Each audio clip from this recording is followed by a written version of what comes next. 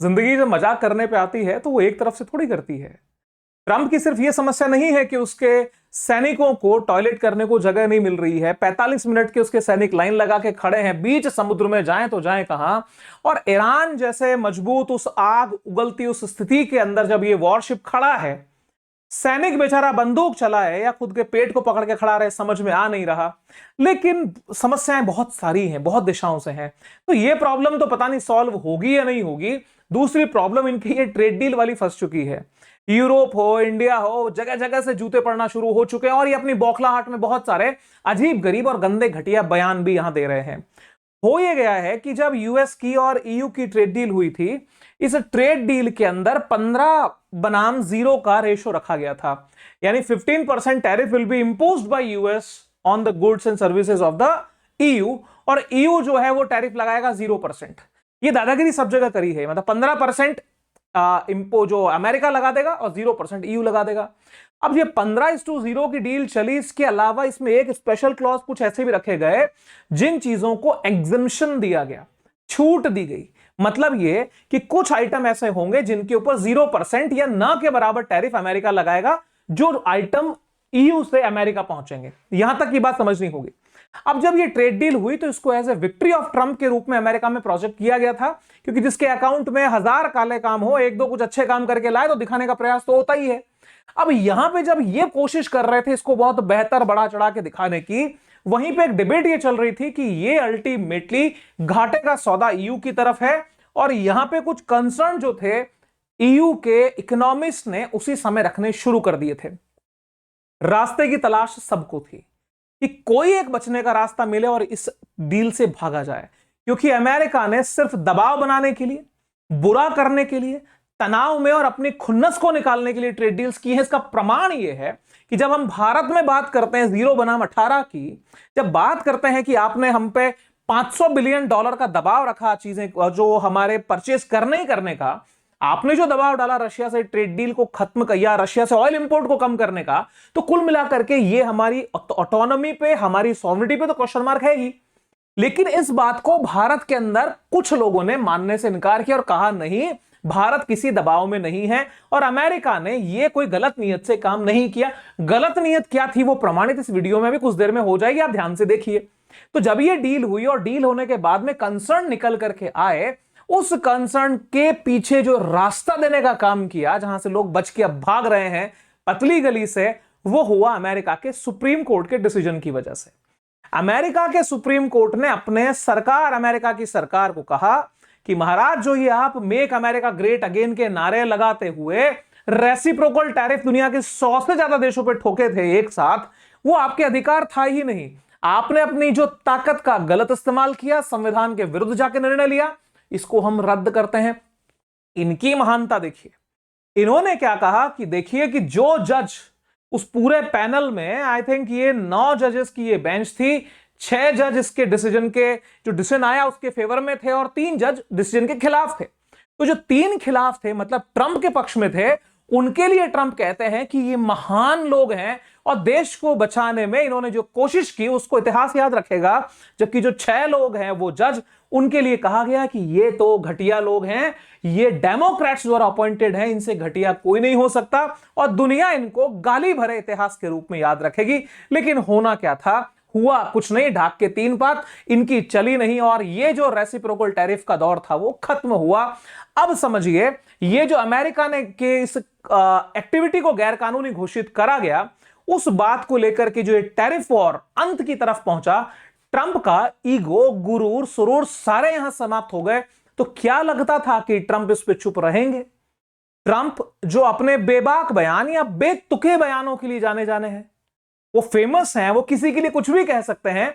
तो यहां पे ट्रंप ने अपने बयान देने शुरू किए और ट्रंप ने कहा कि हमें कमजोर ना समझा जाए।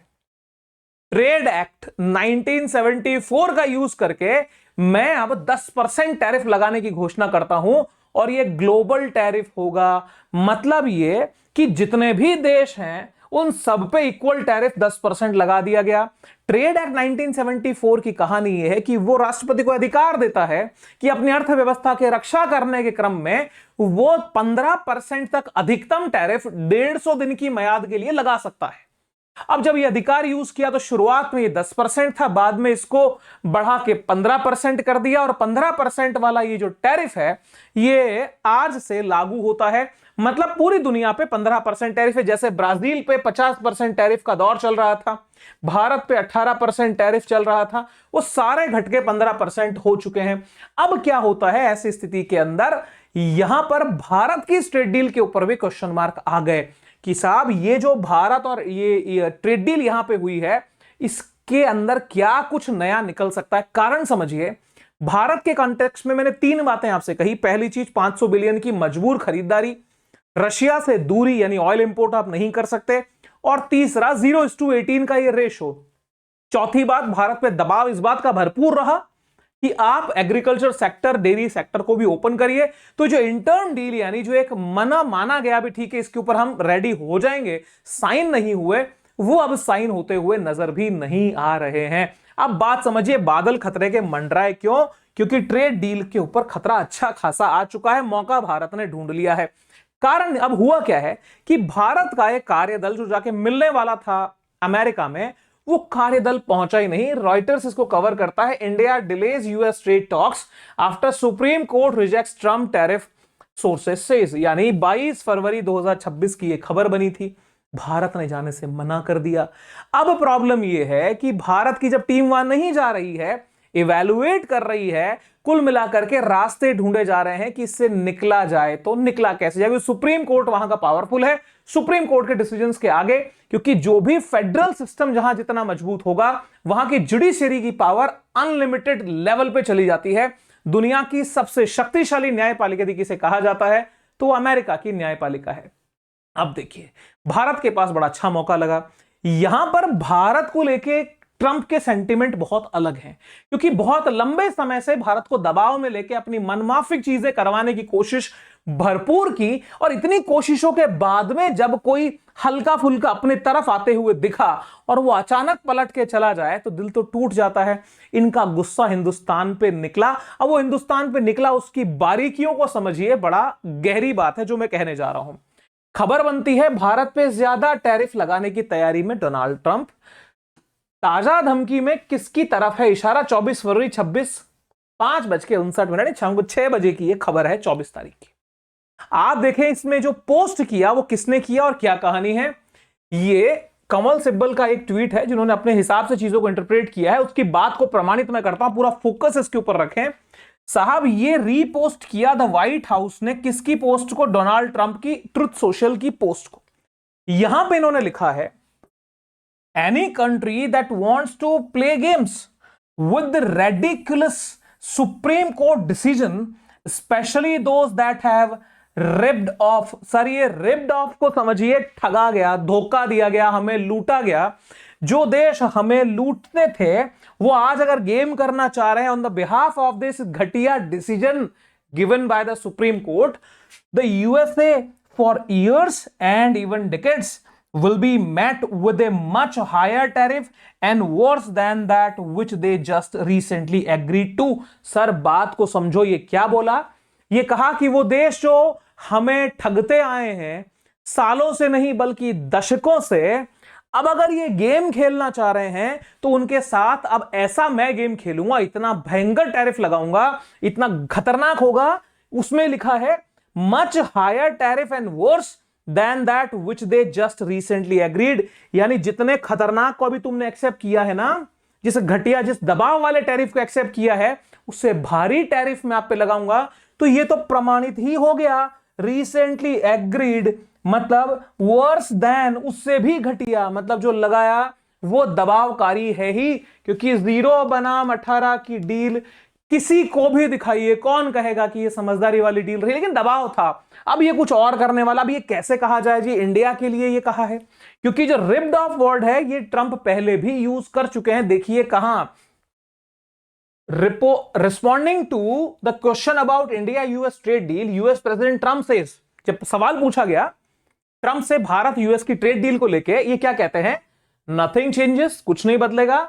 दे will be paying tariff and we will not be paying tariff. वो टैरिफ दे रहे होंगे, हम कोई टैरिफ नहीं देंगे। 0:18 चलता रहेगा। PM Modi is a great man, Modi महान व्यक्ति हैं। he was much smarter than the people he was against in terms of the US. He was ripping us. लीजिए sir, ripping. He was, who is he? Narendra Modi. He was ripping us off. So we made deal with India. We are not paying tariff to them and they are. We did a little flip. हमने सिर्फ पलटाव कर दिया, पहले हम लोग tariff देते थे, अब वो दे रहे हैं। तो कुल मिला करके भारत के ऊपर कठोर शब्दों के साथ में इसने वचन खोल दिए।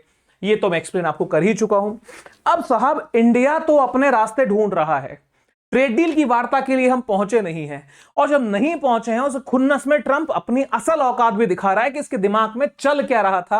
अब साहब, यहां पे यूरोप की कहानी को समझिए। एक दूसरा झटका यूरोप जो बड़ा दे रहा है वो क्या है?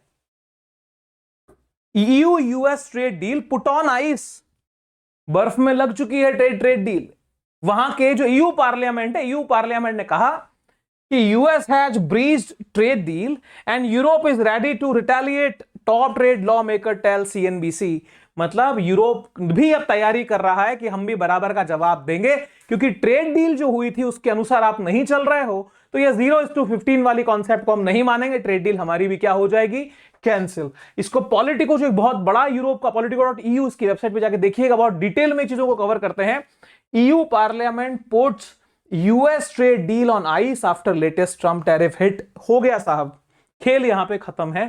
ट्रेड डील को लेकर के यूरोप पीछे जा चुका है, कारण क्योंकि जो व्यवहार EU के साथ में हुआ बीते समय में, उससे वो खुश किसी भी कीमत पे नहीं थे।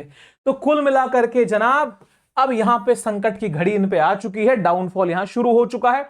अब क्या होता है, दुनिया में दो इवेंट एक साथ बड़े चले।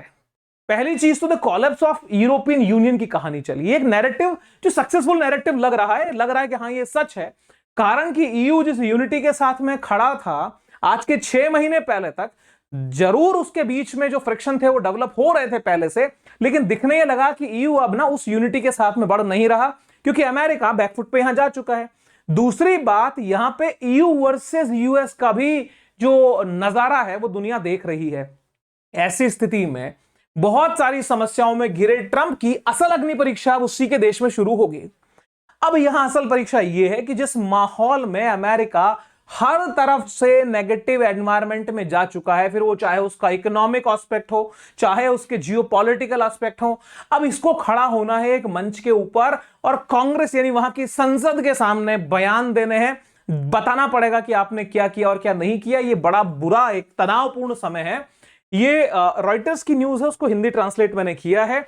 घरेलू और विदेशी चुनौतियों का सामना कर रहे, देखिए एक लाइन को देखिए सर, रॉयटर्स ये यूएस की बड़ी एजेंसी है, वो इस बात में एक शब्द यूज किया, विदेशी चुनौती भी है और घरेलू चुनौती भी है, यानी जूता बाहर ही नहीं पड़ रहा है, घर के अंदर भी हालात अच्छे नहीं है। घरेलू और विदेशी चुनौतियों का सामना कर रहे Trump state of the union को संबोधित करेंगे।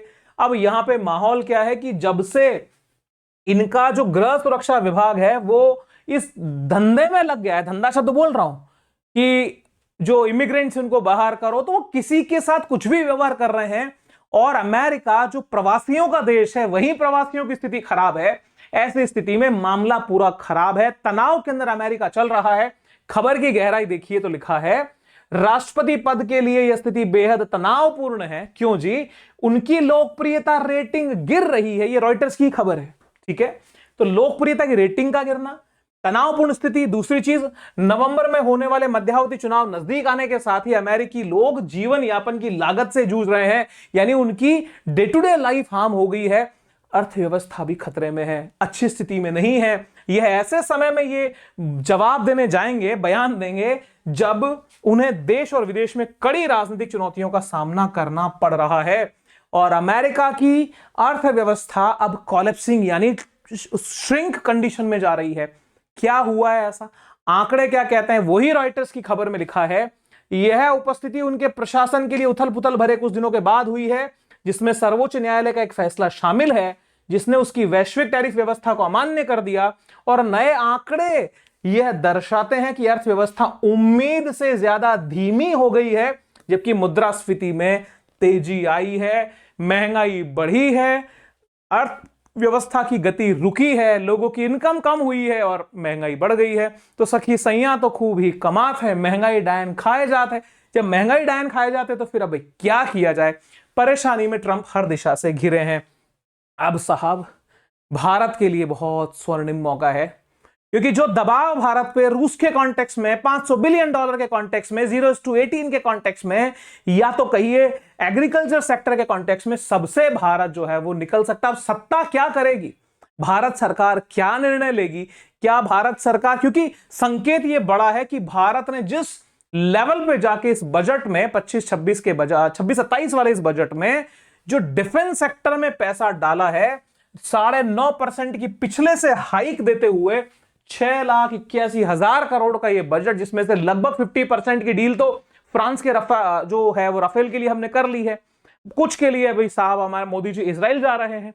लेकिन अमेरिका और बाकी देशों को यह संकेत मिल रहा है कि भारत अब इंडिपेंडेंस की तरफ जा रहा है, वो दबाव में तो नहीं रहेगा। तो हो सकता है कि भारत अपने चीजों को अपने हिसाब से सेट करे, जैसे भारत ने फ्रांस के साथ में मजबूत डील की। फ्रांस वैसे ही ओपोनेंट अच्छा खासा है अमेरिका का, फ्रांस कभी दबाव में नहीं रहा, वो ना रहना चाहता है।